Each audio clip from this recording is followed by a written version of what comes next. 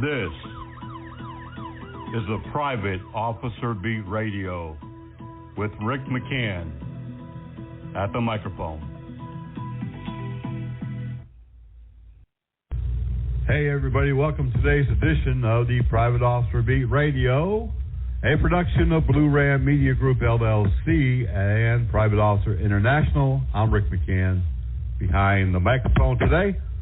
Thank you for listening. If you are listening live or streaming it on the many different platforms that we're on, thank you for being there, and thank you for your support of Private Officer International.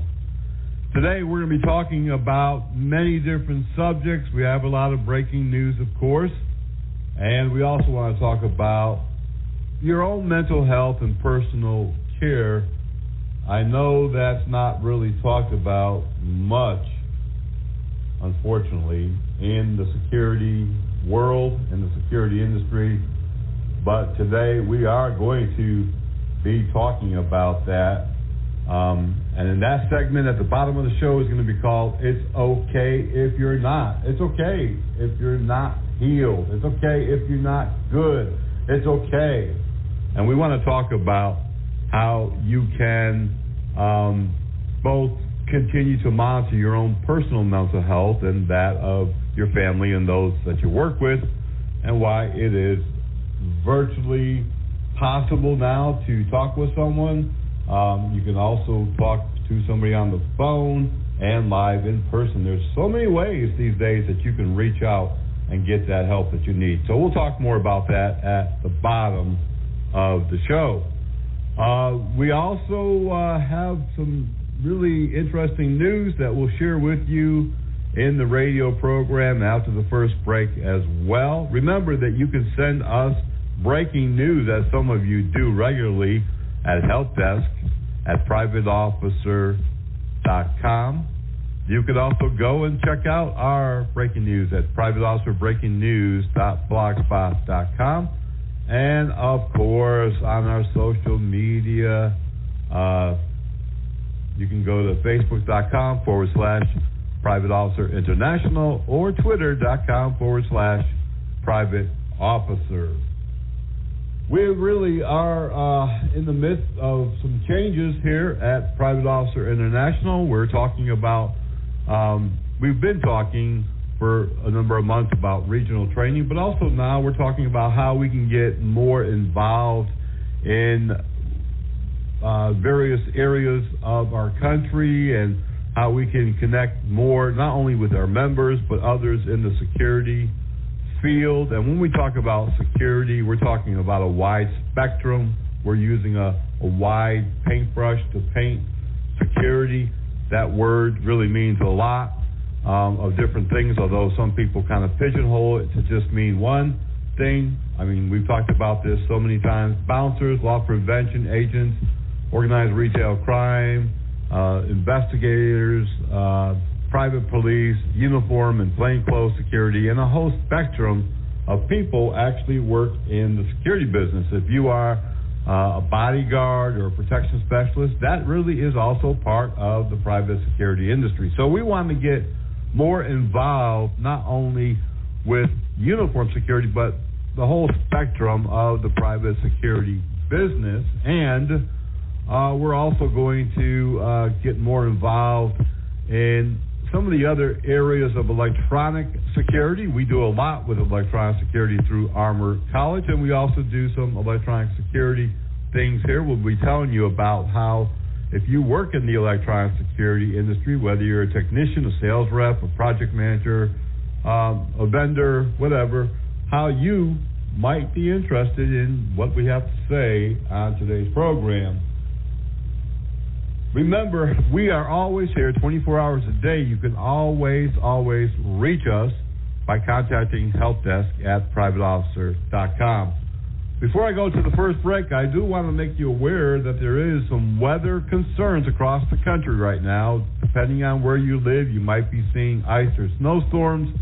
Some areas from the middle of the country all the way to the Atlantic this week will be facing some major storms, and that includes some tornadoes, both in the middle of the country as well as as in the southern half of the U.S. and some on the Atlantic coast. So if you live in any of those areas, please check out your local weather.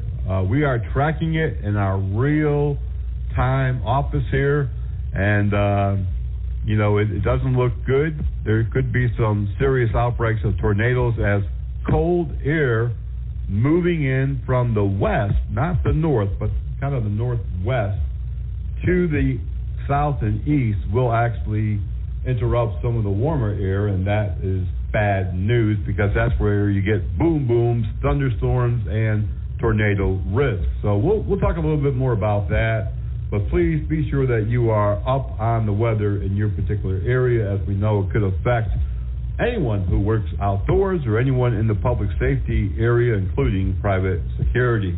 We're going to take a quick break. We'll be right back. We want to talk about the awards programs and so much more in today's episode of the Private Officer Beat Radio, the voice of the frontline protector. We'll be right back.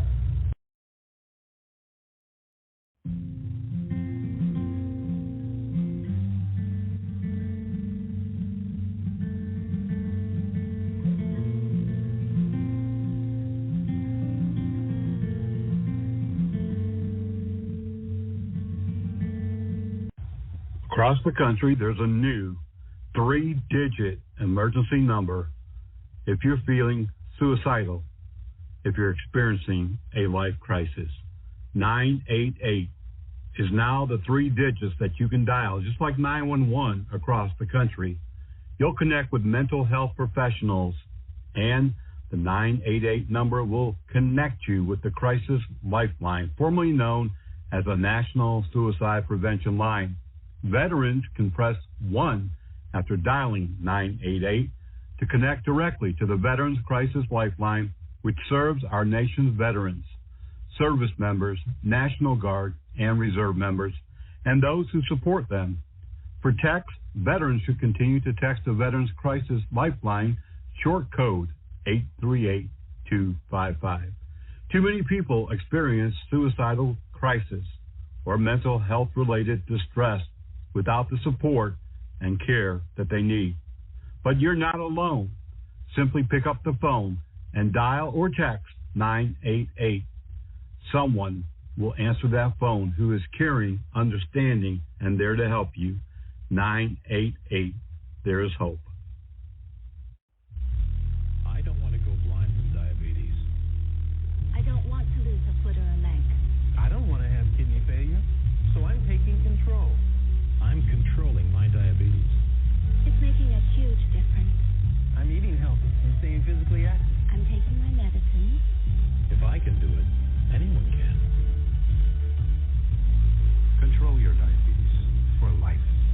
Call 1-800-438-5383. The annual Private Officer International Awards program this year is going back to its original time frame. We began the awards annually. We would always have them scheduled for the month of April, and over the last few years during COVID, for whatever reason, we began having it later in the year, but this year we are going back to the month of April.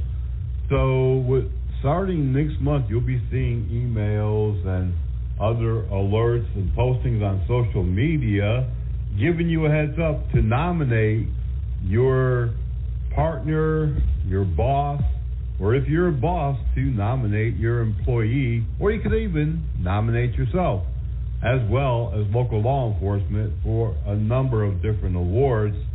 And remember that this program is very unique because we recognize security and law enforcement throughout the year, but annually we recognize a much broader spectrum of awards and different things that people can be nominated for, but also we send out a national press release during this annual award program with the recipient's name, the type of award, and what it was that they were nominated for. So be looking for that. Just a heads up, if you're not following our emails, please go to privateofficer.org and sign up today. A Dropbox will come down, fill out your name and email. That's all that it takes.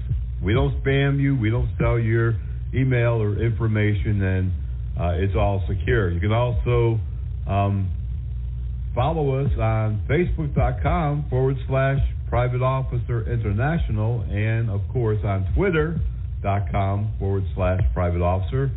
And keep up with all of our breaking news at Private Officer Breaking News.blogspot.com. We really love to recognize security and law enforcement any time of the year. So, it doesn't have to be during the annual memorial or award program, but you can recognize someone or even yourself any time of the year simply by going to privateofficer.org and click on the award link. We're going to take another quick break. We've got a lot more going on here on today's Private Officer Beat Radio.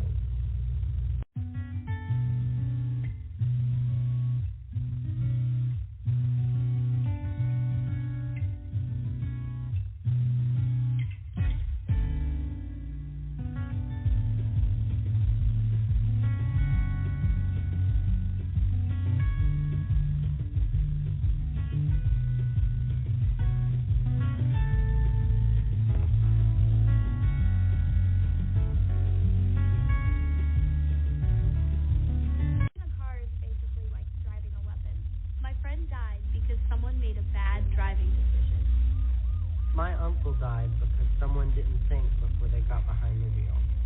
You let down your parents and your loved ones. You could lose your friends. Parents don't like their kids hanging out with criminals. Drug driving is just as bad as drunk driving.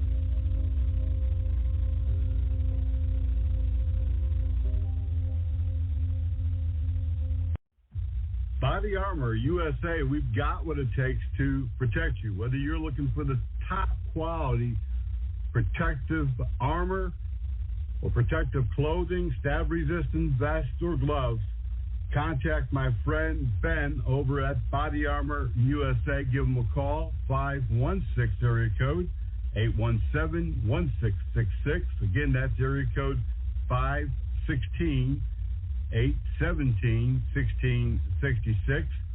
Body Armor USA, we've got what it takes to protect you. No doubt about it.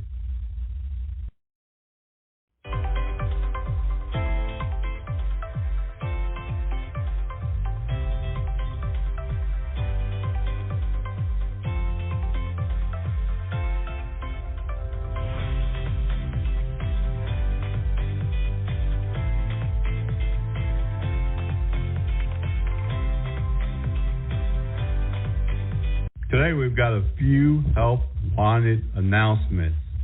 If you're looking for employment across the country, you can check with us here at Help Desk at privateofficer.com. We may be able to connect you with one of our members or associates, and we may even be able to promote your resume on our own website and platforms.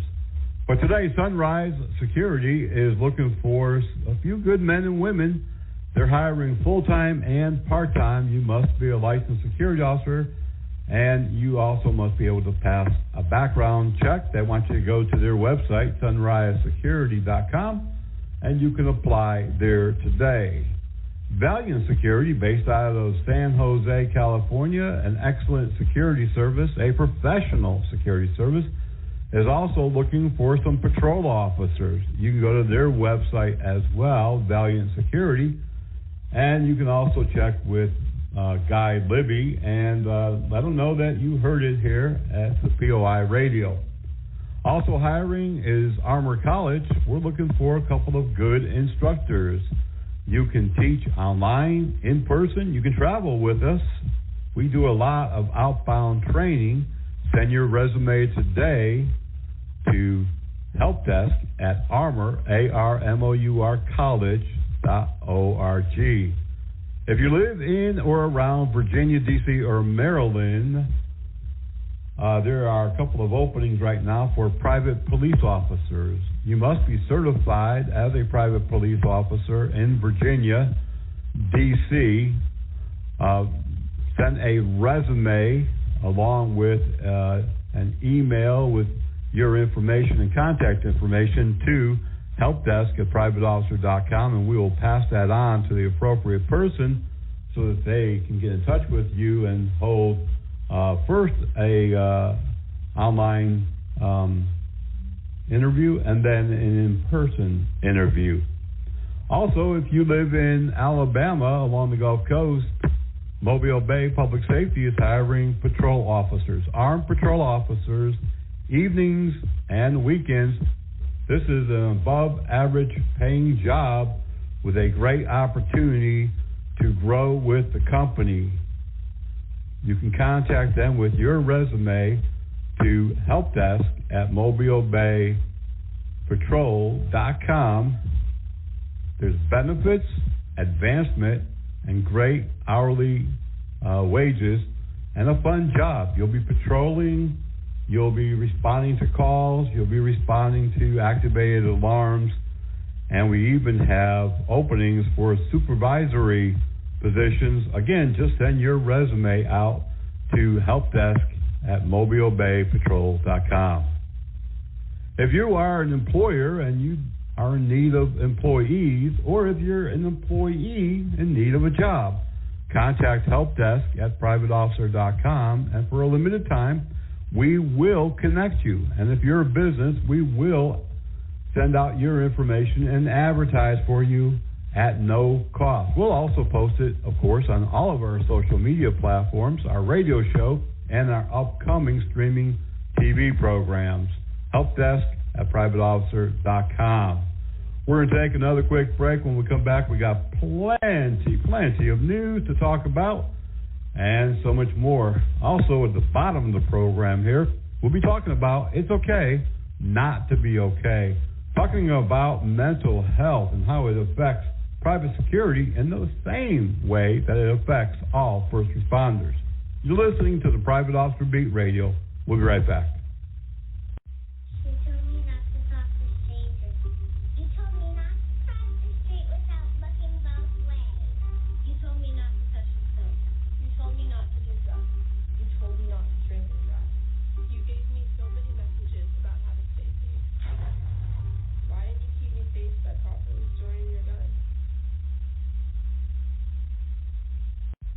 If you're not already receiving breaking news and our bi-weekly newsletter, Officer Down Reports, and discount training news in your personal or business email, then go to our website right now at privateofficer.org. privateofficer.org. A Dropbox will come down. Just fill out your info, and you'll be the first, one of the first, for sure, to know about what's happening in the security industry. You'll know when a security officer is killed. You'll also get these great discounts on training and equipment and so much more. privateofficer.org.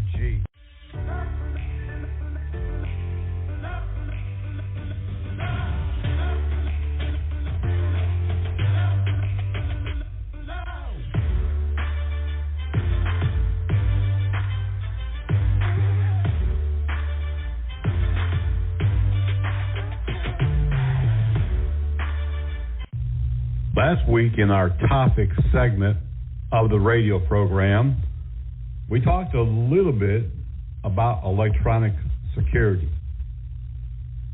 It wasn't a full course, and it wasn't meant to be, but we did cover quite a bit about electronic security devices, their popularity in business and in homes these days. And during this past week, I was also part of a number of electronic security trainings with clients, and we were talking during the training about how far security as a whole has come. Physical security has definitely changed in the last 50, 20, and even 10 years. Electronic security is changing and evolving every single day, with technology really at the forefront of not only preventing and detecting crimes, but solving crimes. And in the near future, we'll be talking about real-time crime centers. But during our training on one day last week, one of the gentlemen that was participating in the class was having a conversation with some of his coworkers about some new cameras that they had received and how it detects motion, and it also has a heat sensor, and not only does it detect motion, but it also tracks that motion throughout the room or wherever it goes. And so we began talking about these cool new devices and how just maybe 20 or 30 years ago, this was all pie in the sky, just stuff that TV shows and movies were made of. Wasn't really all that long ago that RoboCop was introduced as a movie. And this big guy in, body armor and big guns would come out and, solve the day, solve the crime, and apprehend the bad guy. And that was all science fiction, and wow, that was cool. But guess what? Those days are here. We have robots throughout the country patrolling our properties. They're being manned from a control center someplace by private security or a monitoring station, a control center. And some of those robots are armed with tasers or taser-type devices. And just recently, at least 2 police departments talked about arming robots to patrol high-crime areas and arming them with shotguns and both lethal and less lethal weapons. And it was approved and then shot down and then approved and now is on the back burner. But this is not the wave of the future, but this is the wave of today. This is where we have gone over a short period of time. Remember the Jetsons? Oh, yeah, we'd get up in the morning and we'd do our little thing, and then we'd pop into our own private little plane and we'd fly to work. That's a real thing. I just saw an advertisement recently for a similar low-flying personal craft. It won't be long. We'll all be getting out, instead of into our vehicle to go to work, we'll be getting out into our automated little flying machine that would take us from point A to point B. The point of this is that what we thought was all science and make-believe not too long ago in the security industry is now reality. Just recently, Taser released a new Taser weapon. I watched the video and I read the specs on this device. 10 probes. First it was 1, and then 2, then 7, and now 10. In fact, Taser, Axon Corporation that owns Taser, last year talked about that they were putting together a drone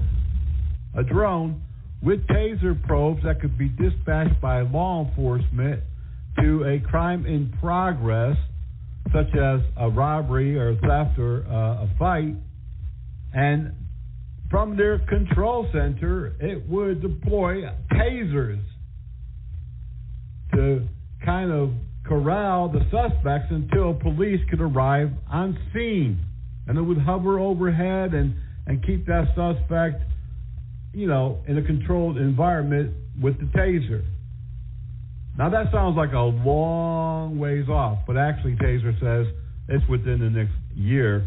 In fact, I just read something recently. I think they've already completed trial runs on their prototype, and who knows, this could be out soon. The point, again, about this whole piece here is that everything that we thought when we were a kid was way out and just science fiction and just for the movies is actually what security and law enforcement uses today. Look at all of the different equipment that continues to evolve. Now you can hardly fit it on your duty belt because there's no room. If you've ever seen the police vehicle of today, they're packed with so many different tools of the trade. I recently saw a South Carolina patrol unit, SUV, that was equipped with a drone, had its own little container device, and it was ready to be activated in minutes. And this patrol unit was dispatched frequently to calls. And our security, our law enforcement, our first responders, our frontline protectors need all the equipment that they can get. They need all of the science to be real today. And that's where we're at. Private security also use drones. We use robots. We use tasers. We use all of the same tools of law enforcement. But you know what? We really need to not only say, okay, yeah, so what? It's there, we don't need it, but it's good to have. We need to be really trained in it, proficient in all of those tools. And as time continues to evolve and more responsibilities are put on the shoulders of security, without that training, we're going to be behind, and we're going to be putting ourselves even at greater risk and putting our clients and customers and employees at a greater risk. We really need to train up on all of this technology. Electronic security, I love it, and it really goes hand in hand, like a glove actually, with physical security. I really hope that, when you see technology, that you understand that adopting it doesn't make physical security weaker. It actually strengthens physical security. And, I was telling the students in the class last week, I had just done my radio show on electronic security, and here we are in class talking about, futuristic things that's happening in electronic security. And then we kind of talked about RoboCop and other past movies, and, it's all here. It's all coming to fruition. So, some of you out there are very, technical people, high-tech people. You love gadgets like me. Others, not so much. But in our day and age and where crime fighting is going, with less physical security, we're going to be counting a lot more on cameras, electronic security, and other gadgets and technology to help not only prevent, but to solve the crimes. We're going to take a quick break. When we come right back, we got a lot more to talk about. You're listening to the voice of the Frontline Protector here on the Private Officer Beat Radio. There was the explosion, and I remember just opening my eyes, and it got both of my legs. I had surgery after surgery, and what's going to happen next? The Wounded Warrior Project said, look, brother, everything's going to be okay. 3 months from now, 4 months from now, a year from now, you'll be fine. I don't know if I would be as well adjusted as I am now if it wasn't for them. To learn more, call 1-877-832-6997 or visit woundedwarriorproject.org.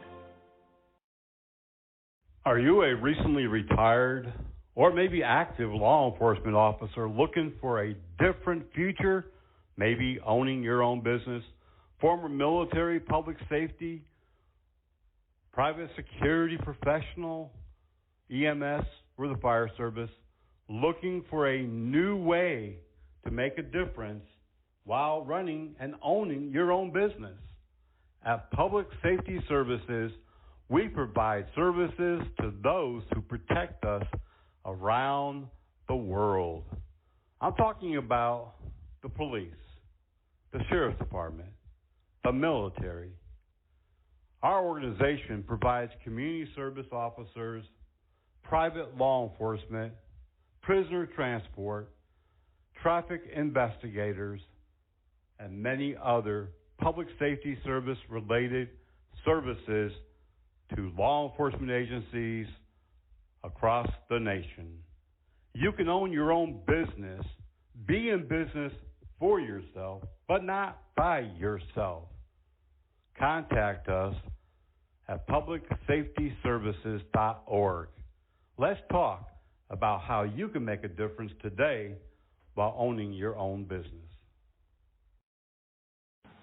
Are you looking for the finest private security officer training in the Charlotte metropolitan area? Do you need PPS qualifications in armed or unarmed training? Or maybe you're over there across the line in South Carolina and you need the SLED training. Well, we've got the right training at the right time for you. Premier Training Academy, located at 5624 Executive Center Drive, Suite 142 in metropolitan Charlotte, North Carolina. Give them a call today, 704-806-4933. They also offer firearms training, personal protection, first aid and CPR, and so much more. Call John at 704-806-4933. Well, if you're a big football fan, well, you already know. Kansas City won. It was a battle against Philly. Who would have thought that Kansas City and Philly would be in the Super Bowl? But they were. And, well, congratulations to Kansas City. And later on this week, we'll be putting out a news broadcast about the security measures that were undertaken for that Super Bowl. One of the largest efforts of law enforcement of any Super Bowl. I don't know if there was any threats, but certainly it seems like there may have been. With all of these things being shot out of the sky, who knows? But congratulations, and we'll be telling you in the upcoming news segment about how some Kansas City fans came to the rescue of a security officer during the whole situation. We'll be right back here on the Private Officer Beat Radio.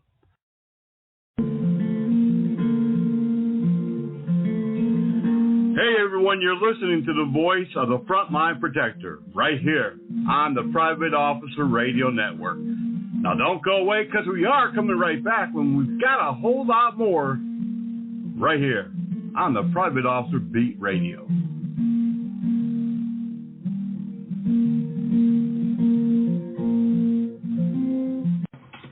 And now for the news. We're sitting here at the news desk, and this morning we certainly do have a lot of breaking news. Remember, you can always check out our real-time breaking news, fresh every single day at privateofficerbreakingnews.blogspot.com. Also, you can go to our website at privateofficer.org right now and sign up for breaking news alerts, Officer Down. And also, every once in a while, we'll send you some great deals for training and so much more. This past weekend, we know that there was at least one homicide of a security officer. That information is still being verified, but several others were shot and stabbed. Starting in Minneapolis, Minnesota, a security officer at Carmel Mall was involved in an altercation with the man while he tried to escort him off the property. Police say that the man stabbed the security officer a number of times. The man also suffered non-life-threatening injuries, but police did not say how he was injured. Police are still investigating, so not a lot of other information has been released. Get this one out of Dunwoody, Georgia. That's a suburb of Atlanta.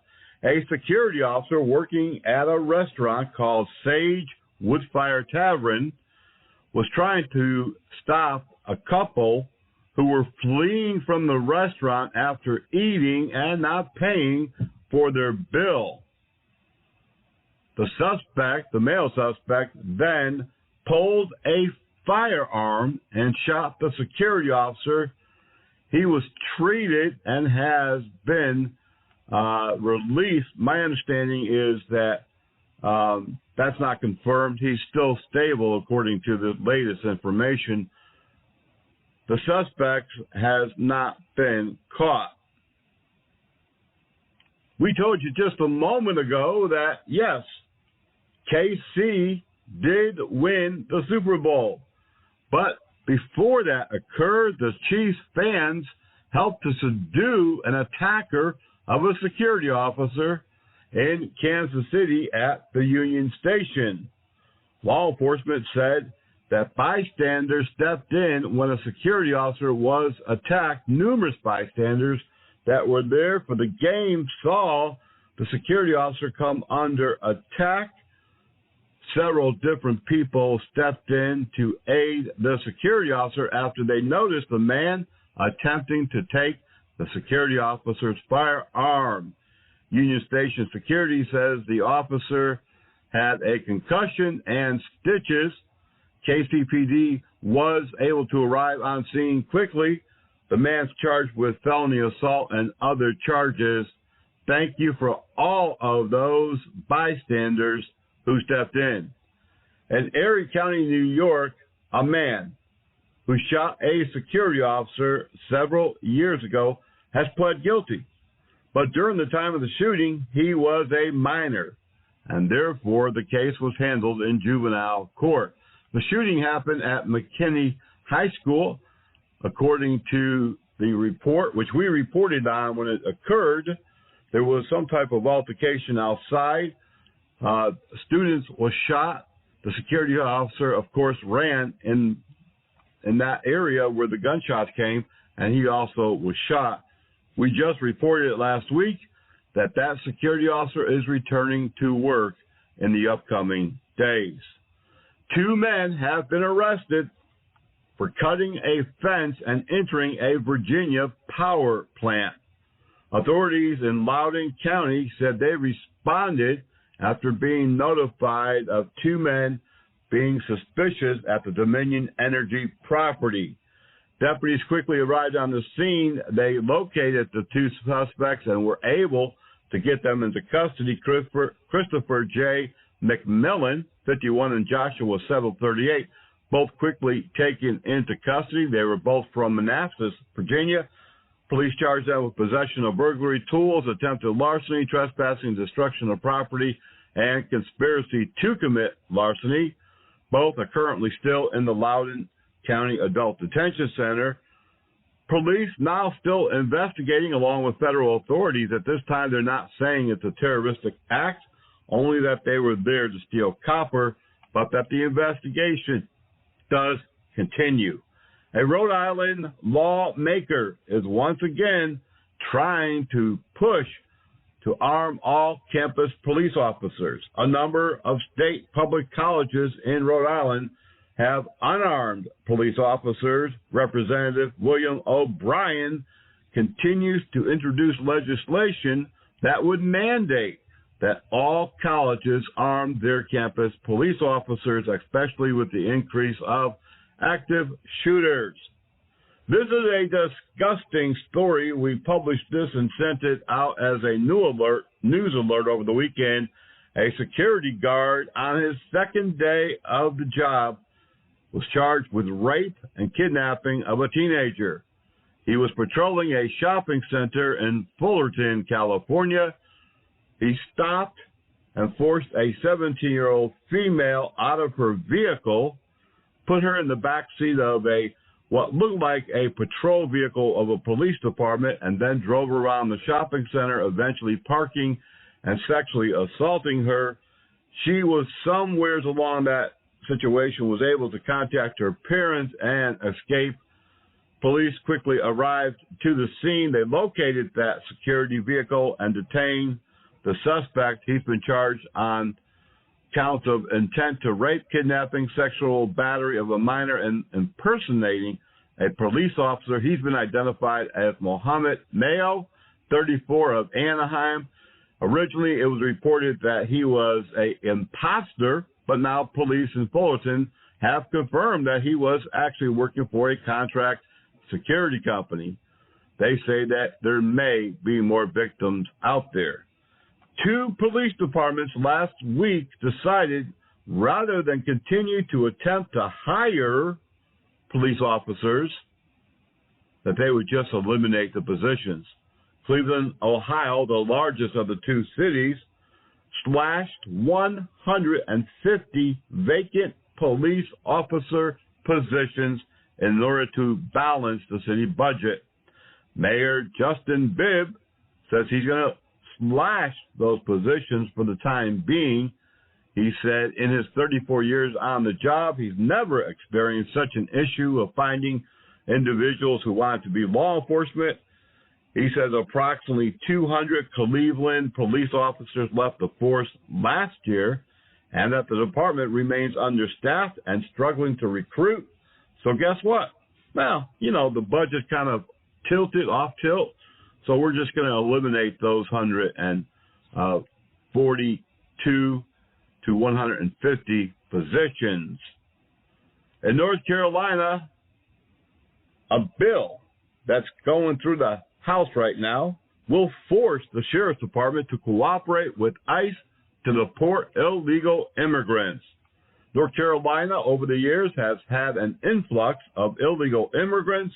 It's a large agriculture and manufacturing state. The population of North Carolina is booming. Business is booming. Many illegals are moving there under the cover of darkness and with the help of others in the state.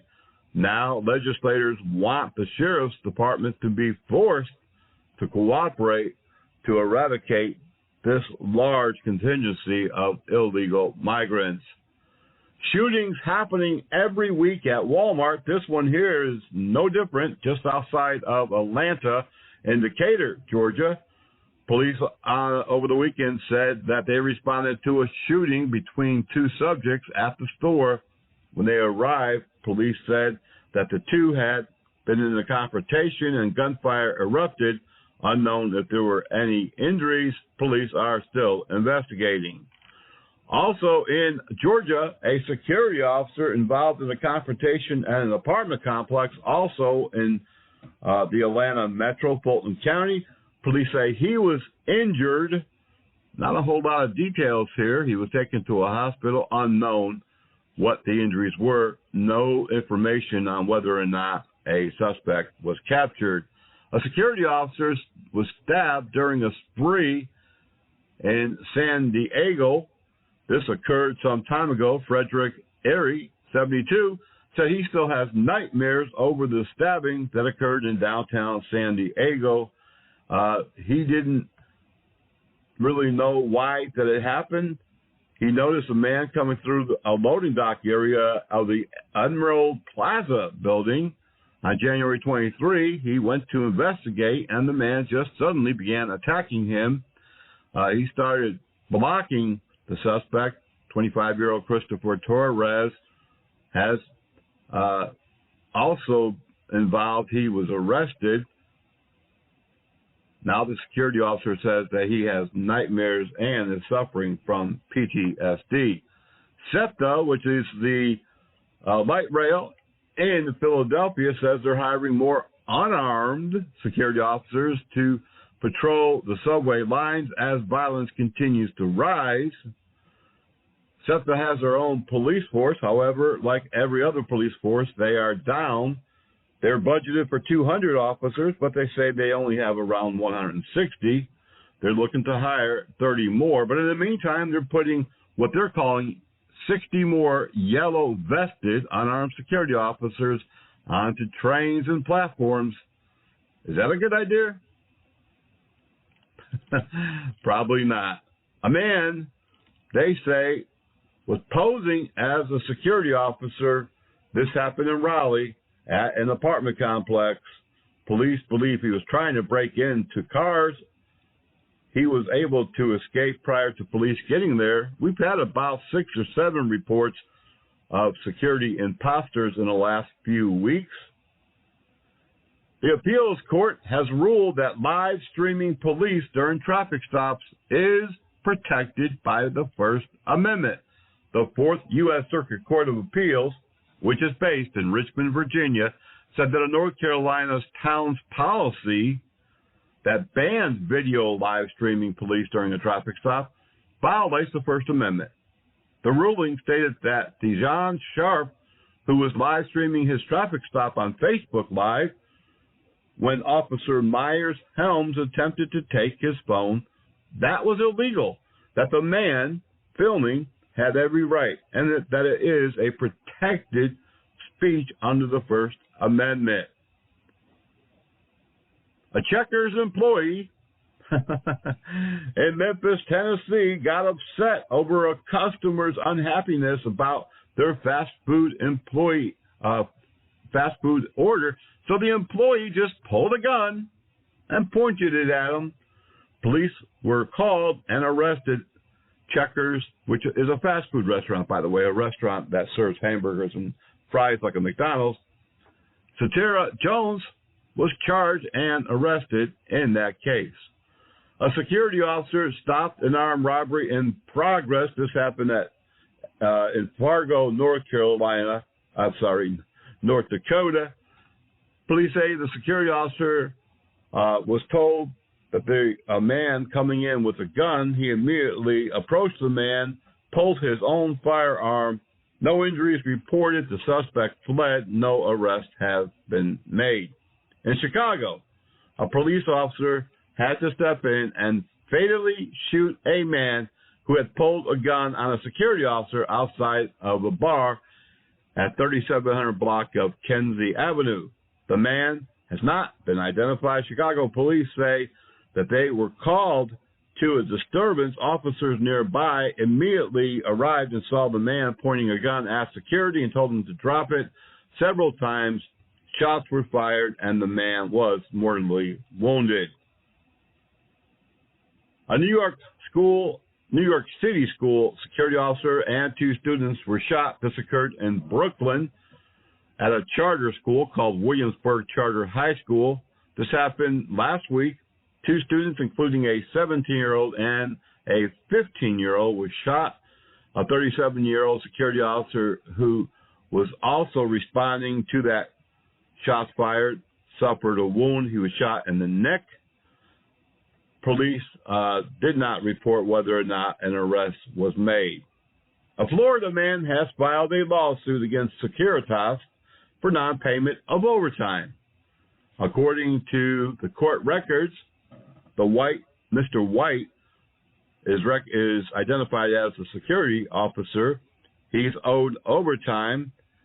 According to his lawsuit, he says Securitas has a track record of not paying their employees overtime. Thieves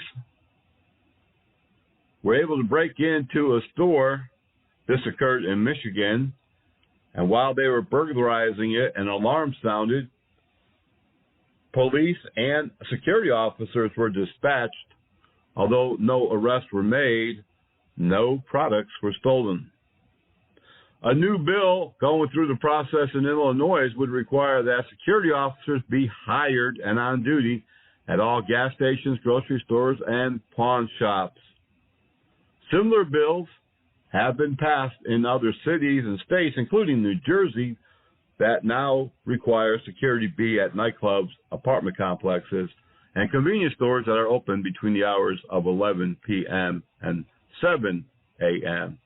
An off-duty Kenosha, Wisconsin police officer who was working as a school security officer has been sued along with the school system after he allegedly put his knee on the back of a 12-year-old girl's neck while subduing her during some type of altercation at the school. According to Jarrell Perez, the father of the girl at the school, who is now referred to as Jane Doe, says in a lawsuit that the officer used excessive force and inflicted lasting injuries on his daughter. This has just been filed, and we'll be tracking this. 3 men have been found guilty in an attack on security officers in Pike County, Pennsylvania. The 3 men were found guilty after the attack at a community clubhouse in Lehman Township, Pike County, and all three were found guilty on charges of kidnapping, robbery, burglary, terroristic threat, simple assault, and recklessly endangering. Troy Sutton and Adam Adbar-Riam were both found guilty also of carrying a firearm and possessing an instrument of crime. A Florida man and a woman from Maryland charged with attacking a power grid in Baltimore.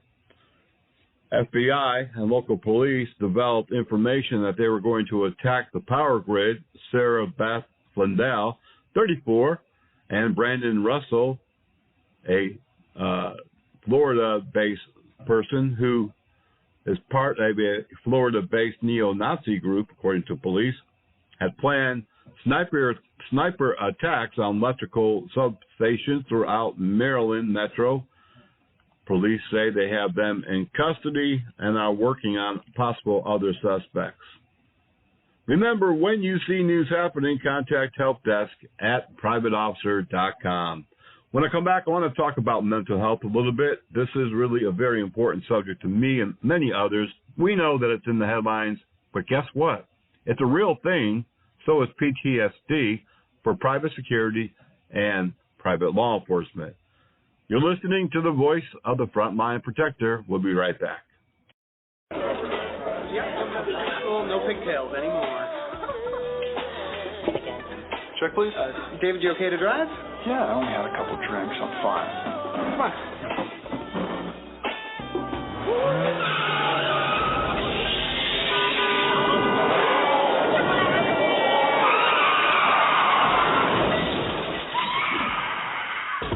Keys can be a weapon. A few drinks can make you a killer.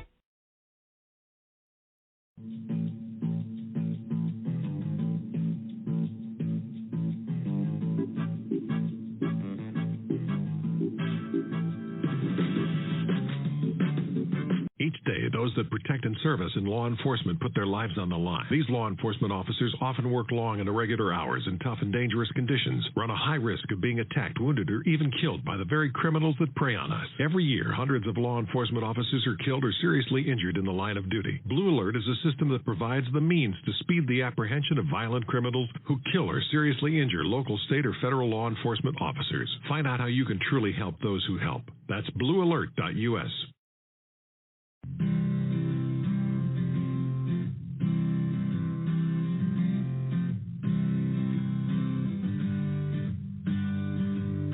People will talk, though they don't understand.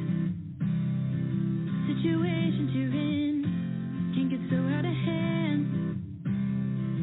They'll say their lies as if they are fact. Once the damage is done, you can't take it back. You do your best to protect and serve, but are treated in ways that you don't deserve. They call your names and spit in your face, but if you weren't there, who would take your place? In a minute, I'm going to drown in this pool, surrounded by friends and relatives. That's because Dad thinks Mom is watching me, and Mom thinks Dad is. But actually, nobody is watching me. And you rarely make a sound when you're struggling to move. Don't assume someone else is watching. Become a water watchdog at abbyshope.org.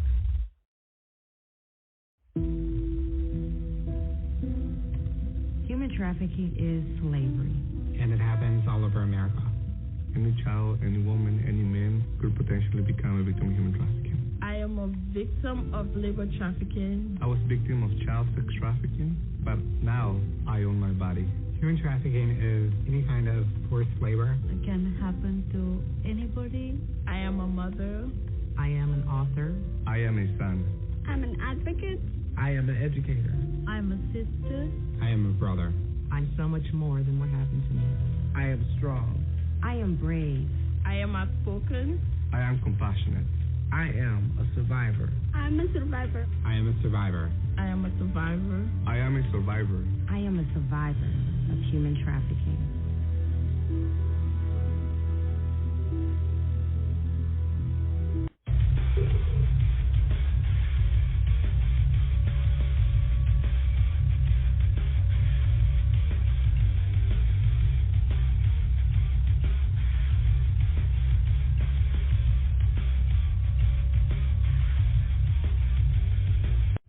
Since the inception of Private Officer International 20-plus years ago, we have always said that private security officers and private law enforcement enforcers are going through the same ups and down roller coaster as any frontline responder.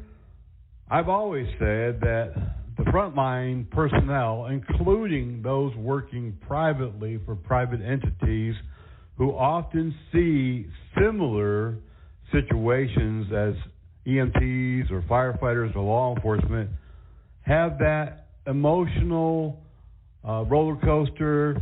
They have that because of the hours that they work. They have those days that they're exhausted.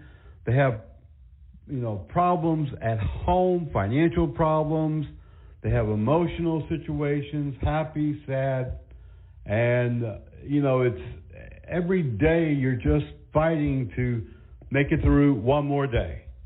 One more day. And we're seeing more and more and more disconnect between owners of these private security companies and employees. They don't really value or equate the emotional and physical hardships and continual wear down of their personnel. They'll work them 50, 60, 70. I have known of security officers who have worked 100+ hours a week, some even staying on shift 24 hours, and that just is not good for the body or the mind. Mental health is big business these days. It's in the headlines everywhere. Every employee, from teachers to fast food worker to the frontline responder, is being recognized today for all of the emotional trauma that they experience. I'm not sure what emotional trauma a fast food worker is experiencing, although I've worked fast food when I was in my teens, but they say that it affects everyone. And many companies now have mental health days. A friend of mine just had one recently. And I asked him, I said, Chris, it's Wednesday afternoon, buddy. How come you're not at work? He said, I took a mental health day. Mental health. It's in the headlines. It's being recognized now more than ever. We know that people who are constantly going to work round the clock, people who are stressed out, people who don't get a break, people who work too much overtime, people who have too many contacts with some of the most traumatic situations, some of the most grueling situations, some of the most devastating situations. We know that eventually it's going to wear down on that person to the point where they're going to have to do something before they explode, whether that's take some time off and go camping, go fishing, enjoy some time with the family, or just do nothing at home, or they're going to have to do something else. Some people I know love to go to the gym. They blow off steam at the gym every single day like clockwork. You can find them at 5:30 in the morning or 6 o'clock in the morning at the gym. Unfortunately, I've never been that guy. I've always wanted to be that guy. I pretended to be that guy throughout my life. Now and then, I'd go to the gym for, maybe a month or two at a time. But I can never keep up the routine. Work, schedule, other commitments. I always had an excuse, but I could never keep it up. But some people do, and that's their way of blowing off steam. That's their way of releasing all the tensions and frustrations and all the things that they have to deal with on their job, whatever their job might be. And some people do other things. I've known of many people who go fishing or hunting. I know of a person, not really a friend, but I would say an acquaintance, who went bow hunting. That was his thing. He was always buying crossbows and high-powered bows and testing them out one after the other. And every time a new one would come out, he would buy it and go hunting. And people do different things. I've known in the past a pretty good friend of mine who he loved working on cars when he wasn't working his real job in law enforcement.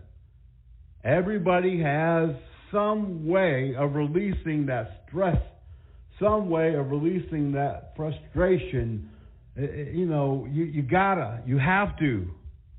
It's like having, a pressure cooker. If you don't release that steam during the cooking process, that top could blow. And if it does, it could be a very dangerous situation, and somebody could get hurt. What I'm saying today is that it's okay not to be okay. Just this past week. And what brought this up, really, we've been talking about this forever. Periodically, we do a little bit of training. We do training in person. I have put on seminars before. My company has put on seminars with some other instructors about mental health and how it affects the body, the mind, and the soul. And, just this past week, we got word through a third party that a security officer committed suicide. Now, we have not been able to verify that. We do know some of the details. We know where it occurred, but we don't really know who it involved, and I'm not sure that we would release the name. We might. If it hit the media headlines, became public knowledge, we would definitely release that information, but we're still researching and trying to verify it. But on that same day, in New York City, and I believe it was the Bronx or Brooklyn precinct, a non-duty police officer attempted suicide at the precinct station. Now, the national media, the cable media, and as far as I know, even the city media didn't really pick up on that. It was picked up on a local neighborhood community newspaper. And that reporter got wind of it somehow, went to investigate, got all the details, and published it in their online newspaper. And it just so happens that we kind of subscribe to their email alerts, and that's how we found out about it. And I started thinking, we know that the suicide rate for law enforcement continues to increase. We know that suicide rates for firefighters continue to increase. We know that suicide rates for veterans has been on the rise since probably the first war that was ever fought.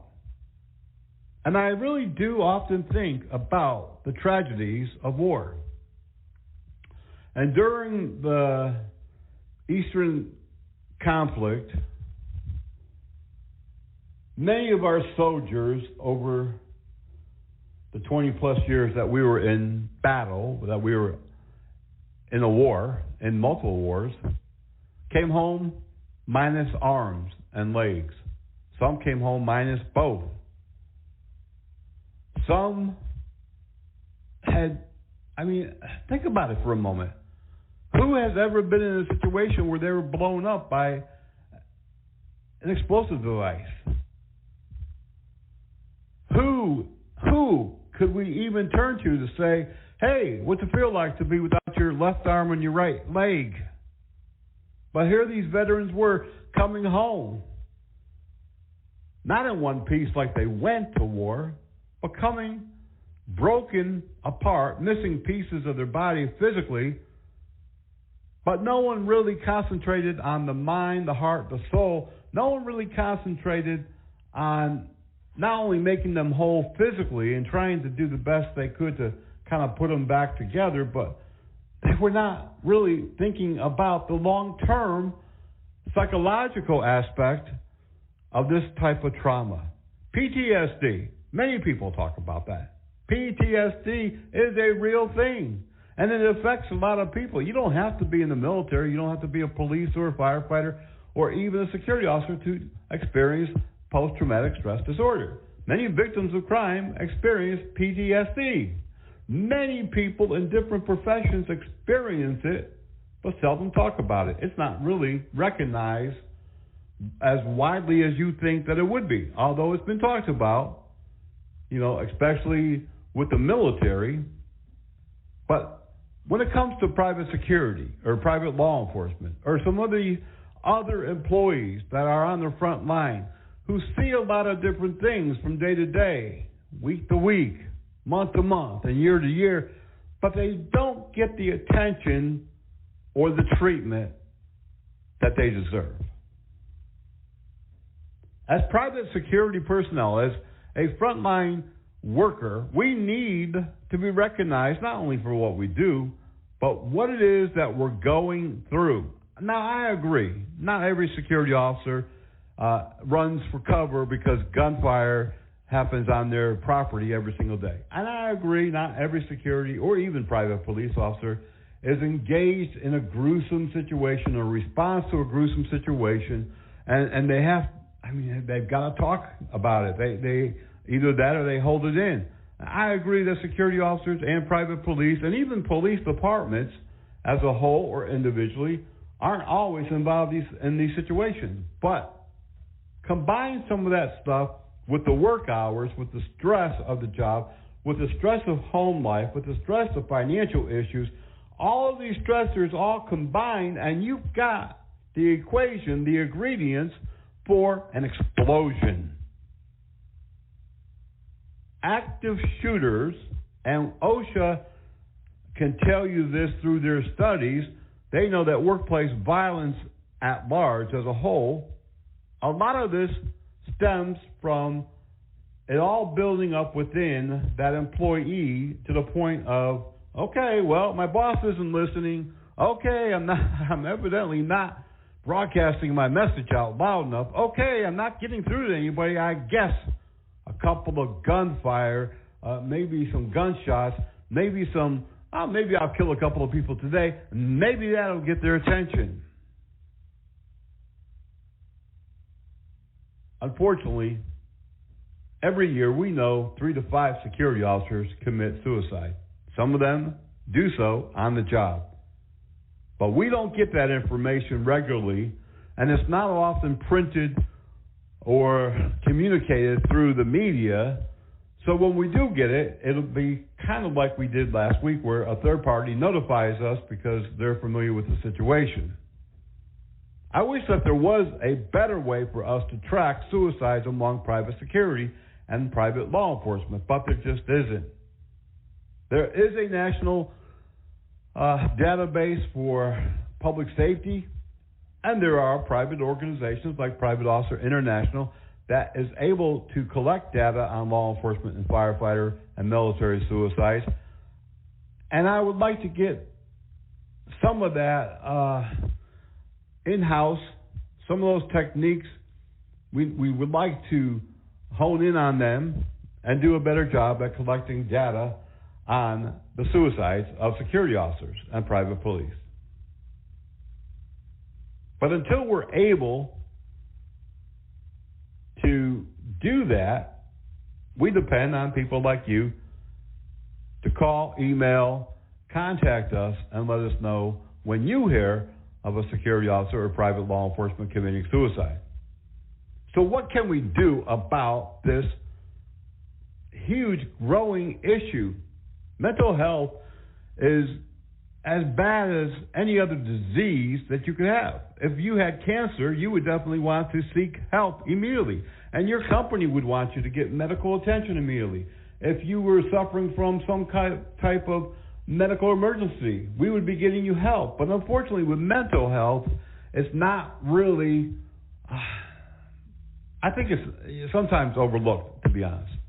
It's not the high priority that another medical emergency might be. So what do? As an employer, we want to be alert as much as we can to our employees. We want to be alert to any changes in their habits. If they were happy and all of a sudden they just don't talk at all, they always seem blue, they're always now they're a loner, that's a problem. No, you're not going to be able to know everything that's going on in people's heads. No, you're not going to be able to be with them 24/7. But there are certain things that you can key in on. There are certain patterns that change, and and certain either physical changes. You know, sometimes people don't take a shower anymore. They don't really stay clean. They don't shave. They don't care about how they look because they're depressed. We have to notice some of the smallest signals, and maybe that will help us prevent our employees from even thinking about committing suicide. We have to have some type of phone line, some type of organization that we can put them in contact with when they are feeling depressed, when they're feeling down, when they just need someone to talk to. We have talked over the years about some companies who do that, who have provided an employee platform to reach out, but not security companies. Most of those security companies, they don't do that. They don't think that it's worth spending all that money to do that. We've talked over the years about chaplains that come to different companies, and they talk privately with employees. They counsel employees. There's all kinds of programs available, but I just don't see contract security taking advantage. Some of the larger companies do have, you know, a phone line that you can call, but that's just a mini step in this whole equation. Some large companies, non-security related companies, have contracted mental health practitioners to send their people to when they have an issue at home or they feel like they're stressed. Other companies have now set up mental health days. It's a paid day off, and they get so many of those to take every year. It's kind of like a PTO, paid time off. What are you doing if you're an employer, if you're a supervisor, if you're a manager of a contract security or proprietary security office or private police? What are you doing for your employees? Are you really taking mental health seriously? Because I want you to understand one thing. It's okay not to be okay, and for your employees not to be okay. And we've got to be okay with talking about it and with getting them the proper assistance. I'm very concerned as more private security people take over the role of law enforcement, as they answer more calls for service, as they really are putting their life more frequently on the line, as more are being shot, more are using deadly force, more are being killed, more are being beaten, stabbed, more. I'm very concerned at where this is all going to go to, where it's all going to lead. If you have a bunch of broken people, a bunch of people who need help, a bunch of people having psychological issues, mental health issues working for you, and you got them armed in the field, that's a recipe for disaster. We need to connect our employees with resources. We can talk all day long about this isn't my responsibility, this is up to the employee. I mean, you know, we can't force them. No, you can't, but you can help lead them in the direction that they need to go to get help. And you can provide certain help. Is there a simple answer? No, there's not. But let me tell you something. If you're listening today, employee, it's okay not to be okay. And I mean that. We're not always up on the mountain. We're not always jubilant. We're not always going to be happy and gay and dancing through the streets. That's not life. It's not reality. Now, we provide, Private Officer International, we have almost since day one, we've connected our members with chaplains as well as counselors. And although some of those connections have changed over the years, we can still help you. We have a chaplain corps, and we also have connections to mental health professionals. And even if you don't have insurance, even if you don't have any money, we can get you some help. Helpdesk@privateofficer.com. This is just the tip of the iceberg today that we're talking about. And I wish I had more to sit down and really drill down on all the nuts and bolts of this problem, of this emergency. But we don't with the radio show. This won't be the last conversation. And I hope to open up this conversation this year during our training on the road. As many organizations and law enforcement and fire service departments have begun really taking this seriously and really getting their people help, private security is still in the background, way in the background, and I hope that through our organization we can bring this a little further to the forefront. That's going to conclude today's program. Thank you for being here. Remember, we're here 24/7, helpdesk@privateofficer.com. Until the next time, y'all be blessed, be safe, and we'll see you back here on the radio.